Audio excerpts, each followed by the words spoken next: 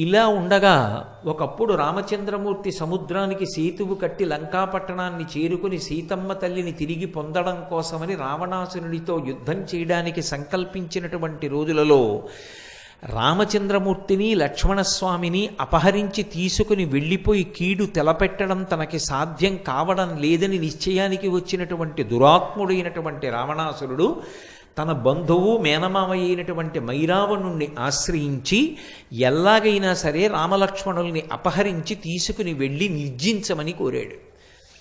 ఆ రోజులలో స్వామి హనుమ తన యొక్క వాలము చేత తోక చేత ఒక పెద్ద ప్రాకార నిర్మాణం చేస్తుండేవారు రాత్రివేళ.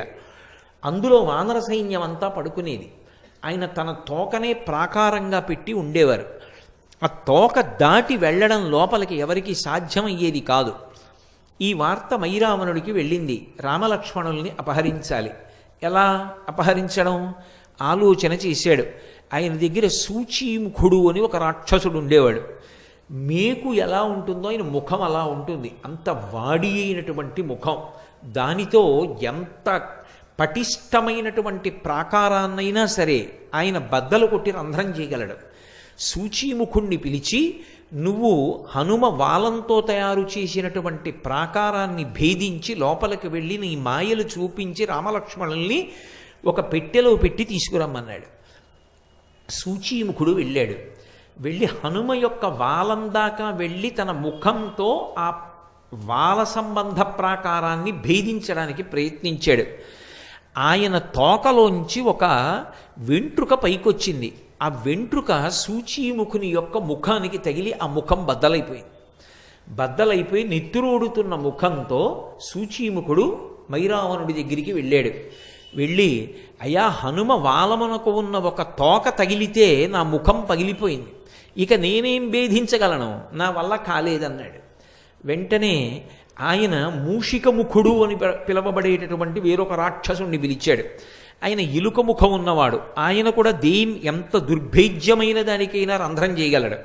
నువ్వు వెళ్ళి రంధ్రం చేసి అపహరించమన్నాడు.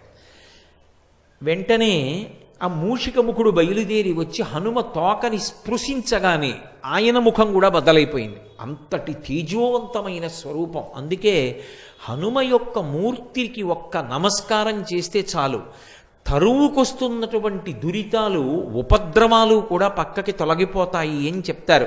మనకి రహదారుల వెంట ఎక్కడ చూసినా పూర్వం పెద్ద పెద్ద హనుమన్ మూర్తిని పెట్టి ఉంచేవారు. ఎందుకంటే అంతంత పెద్ద పెద్ద చెట్లని ఆశ్రయించి ఏ ఉగ్రభూతములుంటాయో ప్రయాణం చేస్తున్న వాళ్ళకి ప్రమాదాలు కలగకూడదని ప్రతి ఊరి వాళ్ళు కూడా ఊరి బయట రహదారి పక్కన హనుమన్మూర్తిని ఉంచి తమ ఊరు దాటి పక్క ఊరు వెళ్లే వరకు ప్రయాణికులకు ఇబ్బంది కలగకుండా క్షేమాన్ని ఆశించి తమ వంతు సహాయంగా హనుమన్మూర్తులను ప్రతిష్ఠ చేస్తూ ఉండేవారు. ఇప్పటికీ మీకు తూర్పుగోదావరి జిల్లా, పశ్చిమ గోదావరి జిల్లాల్లో కాలవ ఒడ్డున వెళ్ళిపోతుంటే ప్రతి ఊళ్ళో మొట్టమొదట స్వామి హనుమ యొక్క మూర్తి దర్శనం అవుతుంది. ఆయన కనపడ్డారు అంటే చాలు మనసుకి ప్రశాంతత. అటువంటి మహాద్భుతమూర్తి అయినటువంటి ఆ స్వామి యొక్క వాలానికి రంధ్రం చేయడానికి ప్రయత్నించాడు మూషికముఖుడు. ఆయన వాలమునకు తన ముఖం తగలగానే మూషికముఖుని యొక్క ముఖం కూడా బ్రద్దలైపోయింది. ఏడుస్తూ నెత్తురు కారుతూ మైరావణుడి దగ్గరికి వెళ్ళాడు. ఆయన వెంటనే పాషాణభేది అన పిలవబడేటటువంటి ఇంకొక రాక్షసుణ్ణి పిలిచాడు. వజ్రాన్ని కూడా బదలగొట్టగలడు తన ముఖంతో. వజ్రం వజ్రేన భిన్నయేత్ అని లోకంలో సామెత. వజ్రం వజ్రానికే బదలవుతుంది. అటువంటిది వజ్రాన్ని కూడా భేదించగలిగినటువంటి పాషాణభేది అనేటటువంటి శక్తి కలిగినటువంటి ముఖమున్న రాక్షసుణ్ణి పిలిచి ఆ వాల ప్రాకారానికి రంధ్రం చేసి రామలక్ష్మణుల్ని అపహరించమన్నాడు. ఆయన ప్రయత్నించాడు, విఫలుడైపోయాడు. తిరిగి వచ్చాడు, మైరావణుడికి చెప్పాడు. వేరొక మార్గం లేదు, ఆయన అనుగ్రహిస్తే తప్ప లోపలికి వెళ్ళడం కుదరదు, రామలక్ష్మణుల్ని అపహరించలేం. ఆలోచించి మైరావణుడు విభీషణుడి యొక్క రూపాన్ని పొందాడు. ఎందుకని అంటే వాళ్ళు కామరూపులు, కావలసినటువంటి రూపాన్ని పొందుతారు. విభీషణుడి రూపాన్ని పొంది ఒక పెద్ద పెట్టొకటి చేత్తో పట్టుకొని స్వామి హనుమ పాదముల దగ్గరకు వెళ్ళి నిలబడి పైకి చూసి హనుమకి నమస్కారం చేసి, హే హనుమ, మీరు ఇక్కడ కాపలా ఉండబట్టి ఆ వాళ్ళ ప్రాకారంలో రామలక్ష్మణులు ఇద్దరూ హాయిగా నిద్రపోతున్నారు. కానీ పగలు చేసినటువంటి యుద్ధంలో వాళ్ళ శరీరానికి కలిగినటువంటి గాయములకు ఉపశాంతి కలగాలని ఓషధుల్ని తీసుకొచ్చాను. లోపలికి వెళ్ళి రామలక్ష్మణుల దర్శనం చేసి వాళ్ళు క్షేమంగానే ఉన్నారు అన్నది రూఢం చేసుకుని ఈ ఓషధులు ఇచ్చి వస్తాను, కొద్దిగా చోటు ఇవ్వవలసింది అని అడిగాడు. విభీషణుడు వచ్చాడు అన్న ఆలోచనతో రామలక్ష్మణుల యొక్క క్షేమాన్ని అపేక్షించేటటువంటి లక్షణమున్న హనుమ తన తొడల సందులో కొద్దిగా చోటు ఇచ్చాడు. ఆ తొడల సందులోంచి వెళ్ళిపోయాడు లోపలికి మైరావణుడు. వెళ్ళి తను తెచ్చినటువంటి ఓషధుల్ని పిండితే ఏ నిద్రపోతున్న వ్యక్తి అయినా మూర్ఛలోకి వెళ్ళిపోతారు. అటువంటి ఓషధుల్ని పిండాడు. రామలక్ష్మణులు ఇద్దరూ మూర్ఛలోకి వెళ్ళిపోయారు. ఇద్దరినీ పెట్టెలో పెట్టుకుని మూత వేసి మళ్ళీ బయటికి వచ్చేసాడు. లోపలికెళ్ళి చూశాను, రామలక్ష్మణులు నిద్రపోతున్నారు. రాత్రివేళ రాక్షసులు సంచరించేటటువంటి సమయం. రాక్షసులు మహామాయావులు. హనుమా తస్మాత్ జాగ్రత్త జాగ్రత్త అని చెప్పి తాను పాతాళలోకంలో ఉన్న లంకాపట్టణానికి రామలక్ష్మణుల్ని తీసుకుని వెళ్ళిపోయాడు. తీసుకుని వెళ్ళి ఆ పెట్టె మూత తీసి చూశాడు. తాను పిండిన ఓషధుల యొక్క శక్తి చేత రామలక్ష్మణులు ఇద్దరూ మూర్ఛలో ఉన్నారు. తన చెల్లెలు దుర్దండిని పిలిచాడు. వీళ్ళిద్దరినీ ఇప్పుడు మహానది దగ్గర గొప్ప ఉత్సవం జరుగుతోంది. ఆ ఉత్సవానికి తీసుకెళ్ళి వీళ్ళని బలిస్తాను. బలిచ్చే ముందు ఈ నరులిద్దరికీ స్నానం జరగాలి. 1వ ప్రాకారం ముందర దివ్యమైనటువంటి కొలను ఉంది. ఆ కొలను నుండి నువ్వు బంగారు కుంభంతో నీళ్లు తీసుకొచ్చి వీళ్ళిద్దరికీ స్నానం చేయించు. వీళ్ళు మూర్ఛయందున్నారు, నీళ్లు మీద పడినా పైకి లేవరు. నేను అటువంటి ఓషధులు పిండాను కాబట్టి నువ్వు నీళ్లు పోయి వీళ్ళని మహానదీ తీరానికి తీసుకెళ్ళి బలిస్తానన్నాడు. ఆమె సంకెళ్ళు వేయబడి ఉంది. ఆమె ఎంతో బాధపడుతూ ఇంతటి ధర్మాత్ములైనటువంటి రామలక్ష్మణులకు ఇటువంటి కీడు తలపెట్టాడే అని, స్వామి హనుమ ఉండగా వీళ్ళకి ఇటువంటి ఉపద్రవం ఎందుకు జరుగుతుంది, హనుమ ఎక్కడ ఉన్నారు, ఎందుకు రాలేదు, ఎందుకు రక్షించట్లేదు, ఆయనకి తెలియదా అని ఆలోచిస్తూ హనుమని స్తోత్రం చేస్తూ ఆవిడ నడిచి వెడుతోంది. వెడుతుండగా ఇక్కడ హనుమ నిలబడి ఉన్నారు. విభీషణుడే వచ్చి వెళ్ళాడు అనుకుంటున్నారు. మళ్ళీ విభీషణుడు వచ్చాడు. ఆ వచ్చినవాడు అసలు విభీషణుడు. వచ్చి హనుమ బాగా చీకటి పడింది, రాక్షసులు తిరిగేటటువంటి సమయం, మాయావులు, తస్మాత్ జాగ్రత్త ఉస్మ, లోపల ఉన్న రామలక్ష్మణుల్ని ఒక్కసారి దర్శనం చేసి వస్తాను, క్షేమంగా ఉన్నారో లేదో, నా ఆరాటం నాదన్నాడు. ఆయన అన్నారు, ఇప్పుడే కదా దర్శనం చేశావు, మళ్ళీ దర్శనానికి వెడతానంటే ఏమిటన్నారు. నేనొచ్చాను ఆ దర్శనానికి, నేను రాలేదన్నాడు విభీషణుడు. ఏదో ఉపద్రవం జరిగిందని విభీషణుడిని తీసుకుని లోపలికి వెళ్ళారు. వెడితే అప్పటికే రామలక్ష్మణులు అపహరింపబడ్డారు. ఎవరు అపహరించారు, ఎలా అని ఆలోచన చేశారు. అప్పుడు విభీషణుడు చెప్పాడు, ఇది మైరావణుడి పని, మహామాయావి. మైరావణుని యొక్క పాతాళ లంకకి వెళ్ళడానికి 2 మార్గాలు ఉన్నాయి.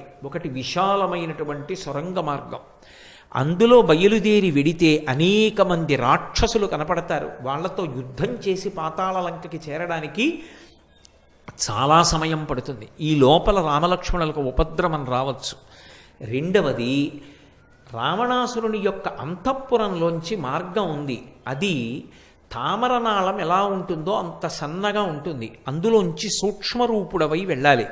వెళ్ళిన తరువాత పాతాళలంక యొక్క బహిప్రదేశానికి చేరుకుంటావు. అక్కడ మొదటి ప్రాకారాన్ని దాటడం చాలా చాలా కష్టం, అసలు ప్రాకార ప్రవేశం చెయ్యలేరు.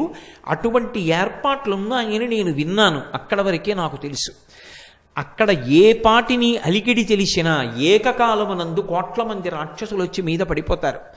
జాగరూకుడవై వెంటనే బయలుదేరమన్నారు.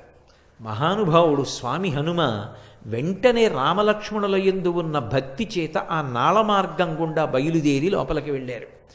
వెళ్ళేటప్పటికి తిన్నగా ఈ జలాశయం దగ్గరికి వెళ్ళారు. అక్కడ ఏడుస్తూ దుర్దండి కనపడింది. దుర్దండి అంటే మళ్ళీ మీరు జ్ఞాపకం తెచ్చుకోండి, ఆవిడ మైరావణుని యొక్క చెల్లెలు. అక్కడ ఒక పెద్ద శమీ వృక్షం ఉంది. లంకాపట్టణంలో అయితే శిశుపా వృక్షం, ఇక్కడ శమీ వృక్షం. శమీ వృక్షం మీదకెక్కి కూర్చున్నారు. కూర్చుని ఈమె ఎందుకు ఏడుస్తోంది అని పరిశీలించారు. ఆమె వెక్కుతూ పైకి అంటోంది, హనుమ ఏమయ్యారు, హనుమ ఎక్కడున్నారో, హనుమ ఉంటే రామలక్ష్మణులకు ఇటువంటి కీడు ఏర్పడదే అని. వెంటనే వచ్చి అమ్మా నువ్వెవరు స్వాంతన పొందు నిజం చెప్పన్నారు, మైరావణుడే మాయావేషంలో వచ్చాడేమోనని దుర్దండి భయపడింది. కానీ హనుమ పలికినటువంటి స్వాంతన వచనముల చేత ఊరట పొందినటువంటి దుర్దండి తాను రామలక్ష్మణులకు నీటిని పట్టికెడుతున్నటువంటి విషయాన్ని స్నానం చేయించిన తరువాత మైరావణుడు వాళ్ళిద్దరినీ మహానదీ తీరానికి తీసుకెళ్లి బలివ్వాలనుకుంటున్నటువంటి విశేషాన్ని చెప్పింది.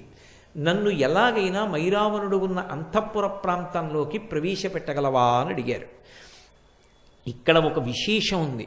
అసలు మొదటి ప్రాకారంలోకి పట్టణంలోకి ప్రవేశం చెయ్యాలి అంటే ఒక బిలమార్గం ఉంటుంది. ఆ బిలంలోంచి వెళ్ళాలి. వెళ్ళేటప్పుడు ఆ రంధ్రంలో దూరి వెళ్ళగానే ఒక త్రాసు ఒకటి ఉంటుంది. త్రాసుకి 2 తక్కెళ్ళు ఉంటాయి. ఈ 2 తక్కెళ్లలో ఏదో ఒక తక్కెడ మీద నుంచి నడిచి వెళ్ళాలి. అది మైరావణుడు పరమశివుడి గురించి గొప్ప తపస్సు చేసి పొందినటువంటి త్రాసు. ఎవరైనా లోపలికి వెడుతున్నప్పుడు ఎంత సూక్ష్మరూపంతో వెళుతుండనివ్వండి, వాడు మైరావణుడి మిత్రుడైతే త్రాసు అలాగే నిలబడుతుంది సమంగా 2 తక్కెళ్ళును.